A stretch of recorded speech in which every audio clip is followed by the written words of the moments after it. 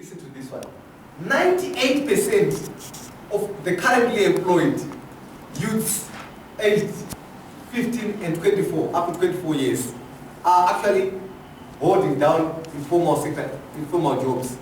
So for the majority of the youth, their chances, their opportunities of holding or of finding a formal job are almost nil. I think that's quite damning, isn't it? If you are to relax the definition of youth and use the AU definition of 15 to 34 to accommodate some of the people that are here, then you realize that it comes down not that much. In statistics, say statistically insignificant, isn't it? It comes down from 98 to 96. 96% of currently employed youths within the definition of 15 to 34 are holding down informal jobs. So you can see basically what this implies, the structural endemic nature of poverty. So in essence, therefore, what brings us here is very critical. It's very important for us to begin to understand the dynamics of poverty. Poverty is multidimensional. Poverty is multifaceted. It has got a women's face, it has got a youthful face, it has got a rural dimension, which are critical. So far as the Poverty Reduction Forum Trust, going back to my former employer, so the impact they made on my life. We have been focusing on the urban areas. But if you look at the population dynamics, Zimstat has showed us that 68% of our population is actually in the rural areas. So if we just focus on the urban areas, even though the poverty, the rate of growth of poverty is higher, isn't it? It's growing faster in urban areas. And it's even more painful in urban areas. Because if you lose your job, it has got ripple effects, isn't it? You can't pay your rent, you can't pay electricity, you can't send your children to school in urban areas. In the rural areas, at least it's better. The problem is more of underemployment. You can do something, even though it's not adequate. At least it helps you to subsist. But in urban areas, it becomes quite, the pains of poverty are much sharper than in the rural areas. So ladies and gentlemen, let me acknowledge up front the board members of PRFT, Mr. Tukwa, and the other board members that are on their way. Let me acknowledge our executive director, who is doing a great job, who has brought us here, Judith Kaulem and her team. Let me acknowledge our cooperating partners that are here. I acknowledge Demboy Kadejira. You may be also interested to know that he's an ex-PRFT employee. So to some extent he's conflicted. But now he's representing our cooperating partners. And I also acknowledge the various, I was so excited to know that there are so many people that are coming from government, Ministry of Agriculture, Zimstat, and also the academia, the universities. I think this is very welcome, so that as stakeholders, we can all put our intelligence, our collective intelligence, to come up with something robust, something intelligent that can help us navigate this, this terrain, this contested terrain, so that we can really get to grips with the nature of poverty, the dynamics of poverty, the causal factors of poverty. Because we can't begin to address it unless and until we understand what it is. So this is a very, very important moment. So ladies and gentlemen, on behalf of the PRT board, I take this opportunity to welcome you all to this important workshop. I think we all feel at home. This workshop is part of the process of attaining the PRT mission of facilitating national dialogue on poverty reduction and sustainable development issues. And as you know, we are not just interested in poverty today. Right now, we can't talk of development without adding the prefix sustainable, isn't it? It has to be sustainable. We have to look into the future. If we are making breaking even, but we need to understand whether the future generations will be also making breaking even. If we are struggling, we need to understand, to project, to extrapolate forward, isn't it? What could be the position of our children and our children's children in the foreseeable future? So I think it's also important for us to look not just at the dynamics now, but look at it also from a point of view of sustainability. Are the production practices that are underway sustainable? Are we basically not continuing to undermine the very nature that is supposed to sustain future generations? These are critical issues that the PRFT we are very much seized with and very much interested in as well.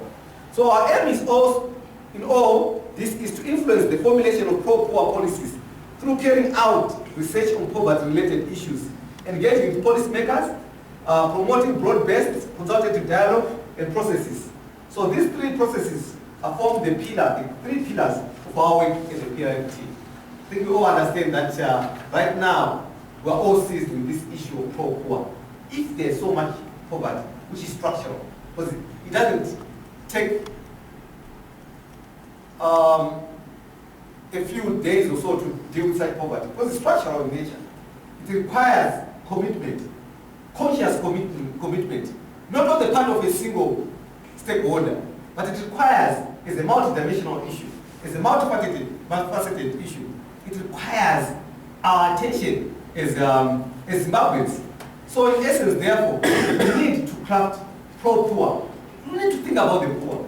We need to think about the woman in Cholocho, the woman in Chipinge, as we craft these policies, as we develop our programs, so that these programs can actually sustainably improve the livelihood of especially women, children, youth, and those people that are living with disabilities that we often forget within our communities. So it is our wish at PRFT to promote Zimbabwe to attain an economic framework and development paradigm that is pro-poor, pro-growth, because without growth you can't do much. You all recall in the 80s, our focus was on social development, massive and rapid expansion of education and healthcare. But at the end of the decade, we could no longer sustain those policies because there was no growth to sustain it. So we also want to ensure that there is growth, but that growth must be inclusive. It must be broad-based. We have gone past that discourse which focuses on trickle-down, that we expect people to just benefit at the end. But we are saying ex ante, before even that growth is leveraged. We want to ensure that the majority of the people, especially the disadvantaged women, especially in rural areas, youth, people living with AIDS, the disadvantaged, are empowered and capacitated. What Amachka said referred to is human capacity deprivation, isn't it? We have to address these human capacity deprivations, especially amongst those amongst us that are vulnerable, that are marginalized within our communities, so that they too can participate in the growth dynamic, enhance the qualification of growth, such that we need inclusive, broad-based and pro-poor growth that basically enhances sustainable human development. So the capacity building of CSOs and ordinary citizens on both rural and urban poverty is therefore essential for fostering good economic governance. No one CSO is the monopoly of knowledge, hence we believe collaboration is key as a strategy for enriching the impact of our work. And here I want to acknowledge, forgive me, Faith, I overlooked you, but at this stage I think it's important. We borrowed this methodology that we've been using, isn't it? We are open, we are a learning organization as PRFT. We learned from Zambia, JCTR. When we started working around this, we said, firstly, who else is doing this? We scoped the environment. And then we realized that JCTR has a long experience, history of working in these areas. So we sent a delegation, our executive team went to Zambia to learn and adopted and adapted the methodologies from Zambia. That's why we got our colleague Faye from JCTR in Zambia here again to assist us, because we are a learning organization. Since now we are moving from just the urban basket to the rural basic needs basket, we also want to learn from the experiences of Zambia, because they have already been walking the walk. So in essence, that reduces or short circuits our learning curve. In that we don't have to make the mistakes that they've already made, but we have to learn from those mistakes, and then we come up with something that is much more viable. So in essence, therefore, we are also going to borrow a lot from Zambia as we discuss in this context how to develop a rural basic needs basket. The methodology, the practices, the pitfalls to look forward to, and all those other aspects. I think we shall be listening to the Zambian experience there on the program. I think there are several presentations from their from the Zambian experience. So both rural and urban areas are therefore essential, as I've highlighted. It is therefore the objective of this workshop to sensitize all of us as key stakeholders on the proposed project of the rural basic needs basket. So the first thing is to sensitize each other. The second thing is to invite all of us to discuss as openly as possible ways of how PRFT can strengthen and refine the rural basic needs basket survey methodology. We are all coming from different fortes. We are looking at the same issue of poverty from different angles. Like an elephant, isn't it? Someone may focus on the ear, and someone else may focus on the tail, someone may focus on the leg, and so forth, isn't it? We can define it from different angles. An economist looking at poverty will look at it from a different way from a sociologist, isn't it? So we need all these, from an anthropological perspective. So we need all these perspectives so that we come up with a holistic approach. An approach that basically is informed by an integrated approach to understanding the dynamics and the essence of poverty. The last objective is to create synergies with ourselves as key stakeholders for the implementation of this initiative. So it's not just calling you today and then we say goodbye, but this is the beginning of a walk together. Someone said, if you want to go quickly, walk alone. If you want to go far, walk together, isn't it? You saw it somewhere, I think it was at the Yansbat Koaratam airport. Yeah, those are the Chinese. If you want to go far, we have to go together. Talk together as stakeholders. So that's why we are all here, because the idea is to work together so that this place can be a better place for everyone. So that Zimbabwe can be a country free of poverty. It can be done. We can make poverty history. We can see the experiences of the newly industrializing countries, China, the East Asians. We are doing a book on developmental states in Southern Africa. And what is amazing is the rate at which the Asian tigers were able to rapidly reduce poverty through structural re-engineering, moving their workers and resources from low productivity sectors like agriculture and the informal economy towards higher productivity sectors, mainly manufacturing and services. And the rate at which they reduced their poverty was such that whereas in the early 80s, Southeast Asia, East Asia, the poverty levels were way above 77% in terms of the households below poverty, whereas in Africa it was around 75%. But right now, they are probably around 10%, and Africa is still around 48%. Whilst it has come down in Africa, but the rate at which it has come down is very, very slow. So our growth, especially since 2000, which has been remarkable, Africa has been one of the fastest growing economies in the whole world. And hence this whole narrative of Africa rising, isn't it? But the challenge is that that growth has not been reducing poverty quickly enough. That job growth has not been pro-jobs. It hasn't created decent jobs. Most of the jobs that are being created on the continent are actually informal. 9 out of 10 jobs on the continent are being created in the informal economy. So hence the need for us to work together so that we can also copy, as I indicated. I like the 2008 report from the World Bank, the Growth Commission. It's quite interesting reading. They looked at the Asian miracles, the so-called miracles. And then the first finding they came up with, it was a group of experts. Africa was represented by Trevor Manuel from South Africa. It was a group of 22 eminent persons from all over the world that were asked to interrogate this issue. Why is it that some countries are making it whilst others are not? So they were using as their baseline the East Asian tigers.